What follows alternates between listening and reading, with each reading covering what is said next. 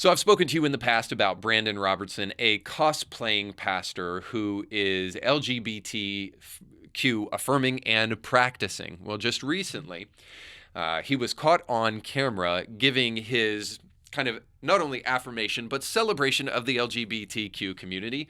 And we are told in this beautiful, biblically based, not really sermon, that we can learn a lot from the queer and gay community, that in fact, they are the theologians of society today that we need to listen to the most. In the midst of Brandon Robertson saying that, something interesting happened during his sermon.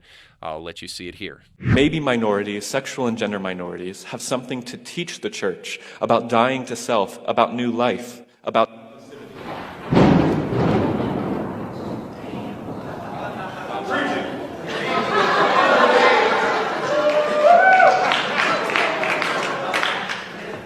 That was unnecessary drama. That is not a sign of God's judgment, okay? So I'll be the first to admit that video is a little eerie. When lightning struck right in the middle of Brandon talking, I was thinking, whoa, dude, that's kind of interesting. And even Brandon mentions it at the end of his of that clip where he says, hey, that wasn't God's judgment, just to be clear. So he seems to be joking there, but maybe not joking. But I'll just step back and just say a lot of people online were talking about whether or not this is God's judgment. God sent that lightning strike to kind of put Brandon in check and to warn him before it's too late. So a couple of things that I'll say about kind of this viral moment and how it went around social media. I'll just say this, that I look at God in the Bible and he's a little bit more potent than the kind of parlor tricks that we see in this clip. He has a way of getting people's attention far more, far more aggressively and even far more authoritatively than kind of parlor tricks like we see here, making the lights go off and that thunder strike. But yeah, to be fair, I also think Brandon would have to be dumb not to be thinking, oh wow, is there something to this?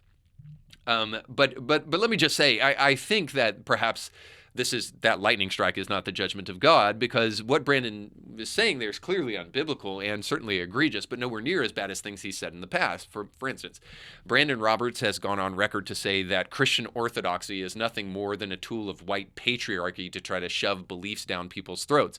They immediately start figuring out ways to utilize their privilege, their power, their authority for their own benefit. And we see that in early Christianity. We see that throughout the ages with Christianity. And so I'm skeptical of orthodoxy.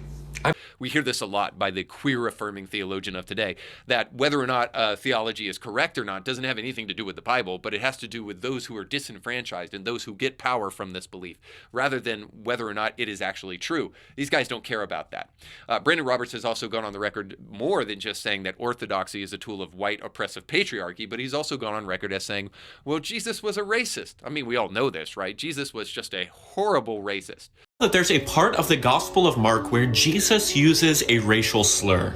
In Mark chapter 7, there's the account of the Syrophoenician woman, a woman who is Syrian and Greek, both of which there were strong biases against within the Jewish community. And she comes to ask Jesus to heal her daughter who's possessed by a demon. And what is Jesus' response? He says, it's not good for me to give the children's food, meaning the children of Israel's food, to dogs. He calls her a dog. What's amazing about this account is that the woman doesn't back down. She speaks truth to power. She confronts Jesus and says, well, you can think that about me, but even dogs deserve the crumbs from the table. Her boldness and bravery to speak truth to power actually changes Jesus' mind. Jesus repents of his racism and extends healing to this woman's daughter. I love this story because it's a reminder that Jesus is human. He had prejudices and bias, and when confronted with it, he was willing to do his work. And this woman was willing to stand up and speak truth. It's just Brandon Roberts' way of saying, hey, we need to evolve in our understanding of the Bible instead of using it as an authoritative document, because, of course, Jesus himself was willing to evolve. So get with the times, you sorry, hypocritical, conservative evangelicals.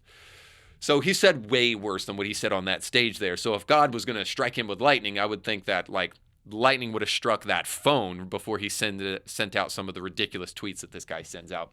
Furthermore, I'll just say this. The reason I don't think this is God's judgment is because God's judgment is actually not just for Brandon, but it might actually be more broadly for each and every one of us who have tolerated for far too long pastors who are not willing to stand up for the truth. So in fact, the existence of Brandon Robertson actually is a form of God's judgment. It's his judgment upon the church and upon Christians, that a man like this could go around calling himself a Christian and do so in good conscience. The only way that this happens, by and large, is simply because Christians have abdicated their duty of actually really truly defining and making it clear what Christianity is in the present. And for far too long, instead of actually fighting the historical battle of the church for Orthodox Christian belief, we've been fighting, who has the bigger building and whose seats can put the most butts in them.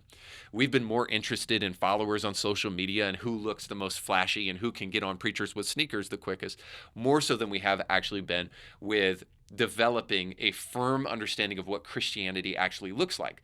So the rise and the success of Brandon Robertson, you might just say, is part of culture. But I actually think it's really because we haven't been doing what we need to do as the church to promote authentic and biblical Christianity, because it's way more powerful and way more compelling than anything Brandon Robertson has ever said in his life. But the reason he's so popular is that at least he's trying to provide thoughtful answers to things that are important to him. They happen to be all the wrong answers, by the way, but at least he's trying. By and large, the vast majority of pastors avoid existential questions either because they are unwilling or incapable of answering them. And then in the meantime, we find a group of people who find that the church has nothing to offer them because it's not doing what it should be and has done all along, which is answer some of the biggest souls questions that we have in the present. And we need pastors who are willing to stand up in front of congregations all over the world and declare not only the authentic Christian belief, but also make sure we identify when that authentic belief isn't taking place. And certainly Brandon Robertson isn't willing to do that, but many mainstream pastors aren't either.